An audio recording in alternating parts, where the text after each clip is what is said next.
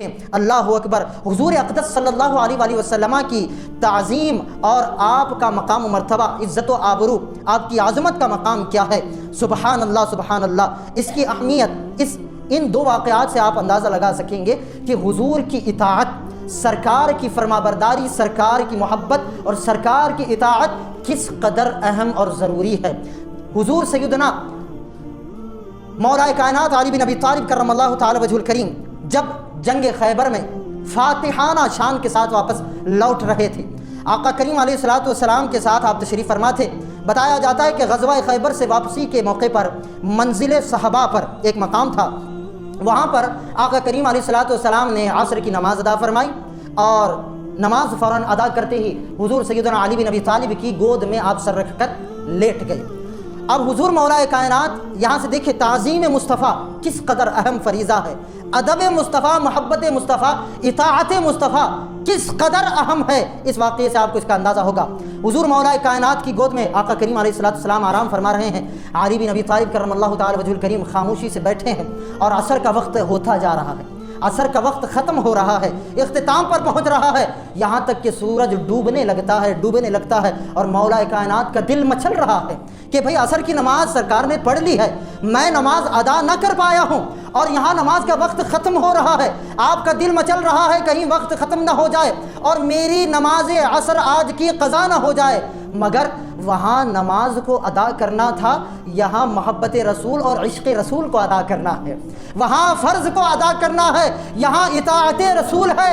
اگر مجھ جیسا کوئی نادان اور جاہل انسان ہوتا، نعوذ باللہ، شاید ہم لوگ سرکار کو اٹھا دیتے اور نماز کی طرف آگے بڑھ جاتے۔ مگر مجھے بات بتائیے، نماز کی فرضیت مولا کائنات سے بڑھ کر اور کون جان سکتا ہے؟ علی بن ابی طالب سے بڑھ کر وہ بھی نماز عصر ہے جس کے بارے میں اللہ نے قرآن میں ارشاد فرمایا کہ تحافظوا صلاۃ الوسطیٰ، جو درمیانی نماز ہے، جو عصر کی نماز ہے، اس کی حفاظت کرو اور اسے قائم کیا کرو۔ یہ حکم اللہ رب العزت قرآن مجید میں فرما رہا ہے۔ علی مرتضیٰ سے بڑھ کر نماز عصر کی اہمیت اور فرضیت کو اور کون جان سکتا ہے؟ مگر علی بن ابی طالب خاموشی سے بیٹھے ہیں، اداس ہو رہے ہیں، افسوس کر رہے ہیں۔ اتنے میں آپ کے چشمان مقدس سے آنسو بہتے ہیں اور سرکار دو عالم صلی اللہ علیہ وآلہ وسلم کے چہرے مبارک پر گرتے ہیں۔ آقا کریم علیہ الصلوۃ والسلام بیدار ہوتے ہیں کہ اے علی بن ابی طالب، کیا معاملہ ہے؟ کس بات نے تمہیں پریشان کر رکھا ہے؟ تو حیدر کرار فرماتے ہیں، یا رسول اللہ، میرے ماں باپ آپ پر قربان،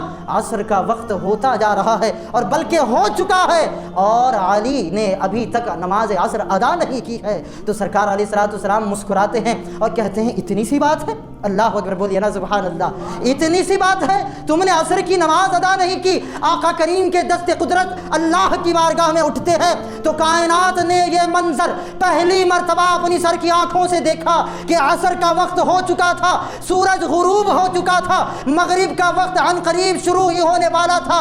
سرکار کی دعا کا یہ فیض تھا کہ ڈوبا ہوا سورج واپس لوٹ کر عصر کے وقت پر آ گیا، ڈوبا ہوا سورج واپس لوٹ کر سیدنا آدم علیہ الصلوۃ والسلام سے لے کر اب تک اور کل صبح قیامت تک سورج کسی کے لیے واپس نہیں لوٹا، فقط اگر کسی کے لیے لوٹا ہے تو مولا کائنات کے لیے لوٹا ہے اور یہ حضور کا صدقہ ہے۔ اور سرکار مولا علی بن ابی طالب کرم اللہ تعالی وجہ الکریم نے اس وقت نماز عصر دوبارہ سے ادا کی۔ اللہ اکبر، یہ مقام ہے سرکار دو عالم صلی اللہ علیہ وآلہ وسلم کا کہ فرض نماز کا وقت ختم ہوتا جا رہا ہے، اسے چھوڑ دیا مگر اطاعت مصطفیٰ کو ہاتھ سے جانے نہ دیا۔ اللہ اکبر، ادب مصطفیٰ کو ہاتھ سے جانے نہ دیا۔ اور دوسرے مقام پر ہجرت کی شب سرکار دو عالم صلی اللہ علیہ وآلہ وسلم نے علی بن ابی طالب کو حکم فرمایا کہ اے علی، تمہیں میرے بستر پر آج سونا ہے، بولو نا سبحان اللہ، آج کی رات تمہیں میرے بستر پر سونا ہے اور کل صبح اٹھ کر اہل مدینہ کی امانتوں کو انہیں واپس لوٹانا ہے اور پھر میرے پاس آنا ہے۔ مجھے ایک بات بتائیے،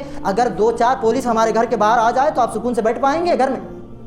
بیٹھنا تو چھوڑو، ہماری کپ کپی چھوٹ جاتی ہے، ہمارے ہکے بکے ہو جاتے ہیں، ہمارا دماغ کام کرنا بند کر دیتا ہے۔ لیکن یہ وہ مقام تھا جہاں سرکار کے حجرہ مبارک کو 40 کافروں نے اپنی ہاتھوں میں ننگی تلواریں لے کر گھیر رکھا تھا کہ کب ہم اندر جائیں گے اور کب ہم محمد عربی صلی اللہ علیہ وآلہ وسلم کا کام تمام کریں گے، نعوذ باللہ من ذالک۔ ایسے دور میں کہ ایسی سچویشن میں موت سامنے کھڑی ہوئی نظر آ رہی ہے، حیدر کرار فرماتے ہیں، جتنی اطمینان کی نیند میں اس رات سویا ہوں पूरी ज़िंदगी में मुझे ऐसी नींद कभी नहीं आई, पूरी ज़िंदगी में मुझे ऐसी नींद कभी नहीं आई। तो अल्लाह अकबर, वहाँ वो नमाज को कुर्बान कर रहे हैं, यहाँ अपनी जान को कुर्बान कर रहे हैं सरकार के नाम पर। और एक वो मकाम है कि जब आका करीम अलैहिस्सलाम अपने यार गार खलीफा बिला फसल, खलीफा अव्वल जानशीन मुस्तफ़ा अफजलुल खल्क़ बाद रसूल सैयदना सिद्दीक़ अकबर के साथ जब आप शब हिजरत फरमा रहे थे और गार में तशरीफ़ ले गए, सारा वाक़या डिटेल्स के साथ आप तमाम हज़रात जानते हैं। सिद्दीक़ अकबर ने अपने अमामे के कपड़े को, अपने जिस्म के जुब्बे के कपड़े को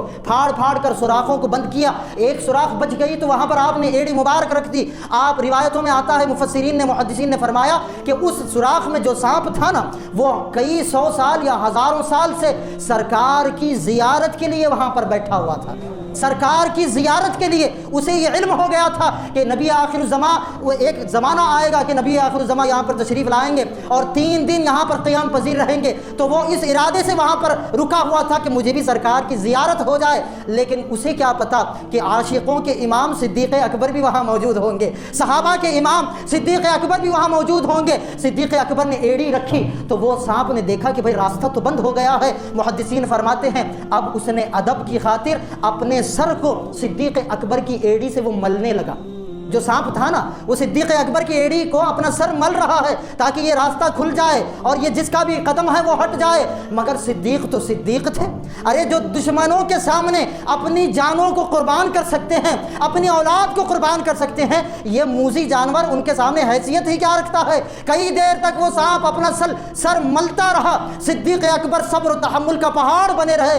बिल आखिर जब उस सांप का सब्र टूट गया तो उसने डंक मारना शुरू किया और एक नहीं कई डंक उसने मारे हैं। मगर सिद्दीक़ अकबर ने ज़रा सा भी वाइब्रेशन भी किया, अल्लाह अकबर, सिद्दीक़ अकबर थोड़ा सा भी हिले हो, तकलीफ़ की वजह से अगर हमें थोड़ी सी सुन लग जाती है तो हम पूरा ऊपर से नीचे तक हिल जाते हैं। क्यों नहीं हिले?